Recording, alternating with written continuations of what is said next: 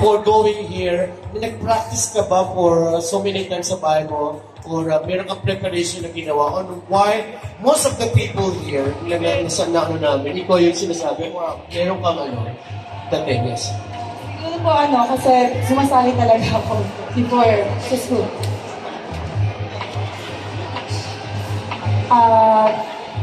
Self-confidence.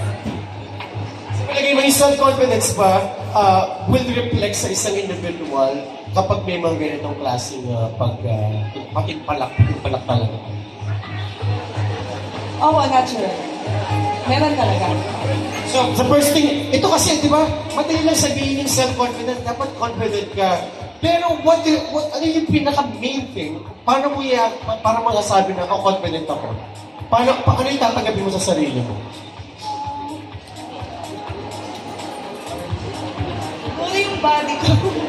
Totoo yun eh. Di ba totoo naman yun? Before you can tell yourself na confident ka, you should know your asset. Dapat alam mo yun. On how you take yourself, definitely naman tama naman yun. So, congratulations for being one of our favorite dito sa Hi!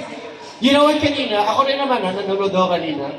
Every time, meron tayong segment, nagbabago yung itsura mo para sa akin. Every time, when you enter kanina doon sa yung nakasumbrero ka, parang nababago every time. I don't know, if our judges saw it kanina, parang every segment, nag-iiba yung itsura mo. Ilan taon ka na po?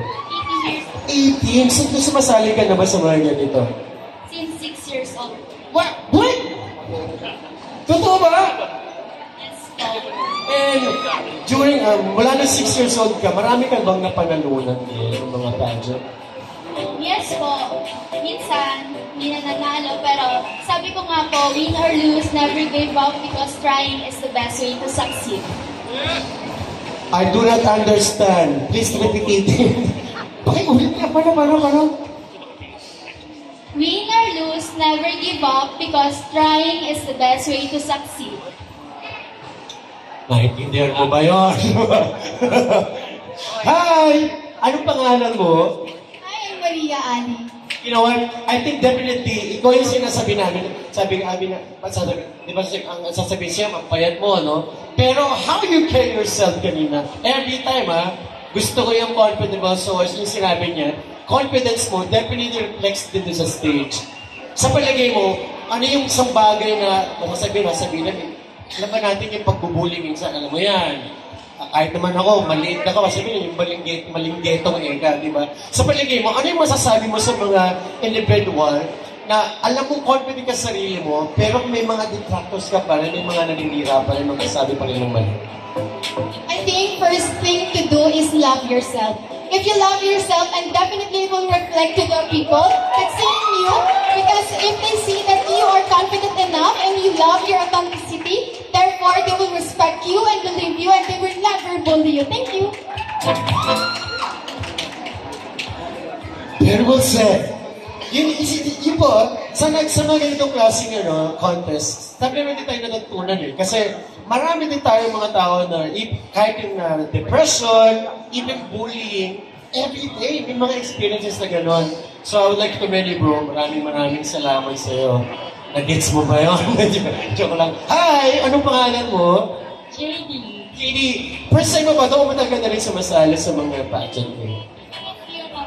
Few. How many is few? Kano karami yun? Ganun pala. If you don't mind me asking us, are you in a relationship or a single or with sidecar or backdoor, open door, what? Single. Single. So naghahanap ka ba ng boyfriend ngayon? Ilan taon ka na? 25. So, boys, ano daw to? Single daw. 25. Naghahanap ka ba ng boyfriend? Actually, hindi. Pero kung ibibigay naman ni Lord God yung partner ko. Sa mga confident na mga katulad ninyo mga kababayan, do you have any, meron ka bang iniisip na gustong maging boyfriend physically or, yung gusto mo talaga? Ideal? Physically, hindi na masyado kagapuhan. Totoo? Nakapaganda? Hindi, totoo. Yung sakto lang. Hindi yung pangit, hindi rin gwapo.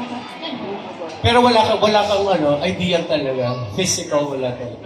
Sa physical, yung ano lang, kalaban lang ng Ano mo sinasabi, bro? Dito ka sa Summer Quest. Maganda ka. You know what? Ano naman yung mga sabi mo sa mga first timer na gusto sumali sa mga ganito? On how did you prepare? Paano ka nag-prepare sa mga ganito? Kung pangatong pa lang ito, siyempre, medyo ano ka pa yan, twisted pa.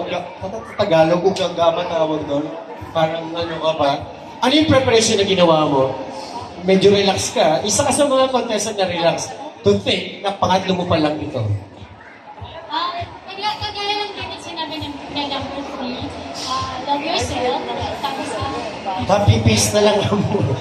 huwag niyong isipin masyado yung sasabihin ng ibang tao kasi enjoy niyo lang yung sarili niyo sa stage. Sa palagay ko kasi, ikaw yung pinaka-relax na stage. Think, pangatlo mong beses pa lang to. Thank you so much. Ayoko lumapit dito kasi yung height pa lang niya, malalaman niyo na yung height ko. Whoa! Hi! Anong pangalan mo? Isa. So, wala ang kapatid mo? Dalawa, tatlo, apat, di ba? Hi, Isa! Kumusta ka? Are you still at school? Nag-aaral ka pa? Saan school? UP. Anong course mo?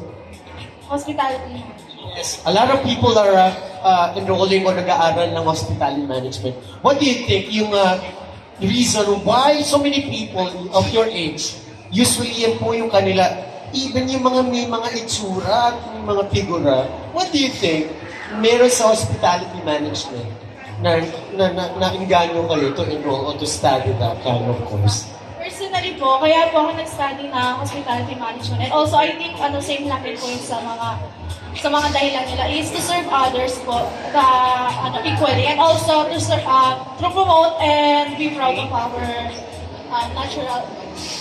Sorry pero I always heard, narinig ko lagi yan. Pero do you think of the salary that you will get in the future kapag merong ganun? Or are you just saying for the good of our country, for the Philippines, for the introduction of our culture, mga ganong klase? Pero in real talk, malaki talagang sweldo. Yes. Napalagay mo. And mas madali ang makapakuha ng trabaho abroad. Yes. Sa palagay, yun karamihan kasi sa hospitality management po mga kapatid, usually tourism, di ba dati yan? Tourism, parang related, hiniwalay lang. Pero, yung mga ganda at mga pogi natin, mga tulad na to, nasa abroad na. Ikaw ba abroad ka din pagkatapos ng course mo? Yung po kasing cruise ship, so basically po gusto ko po dito po nag-base tapos pupunta na lang for overseas.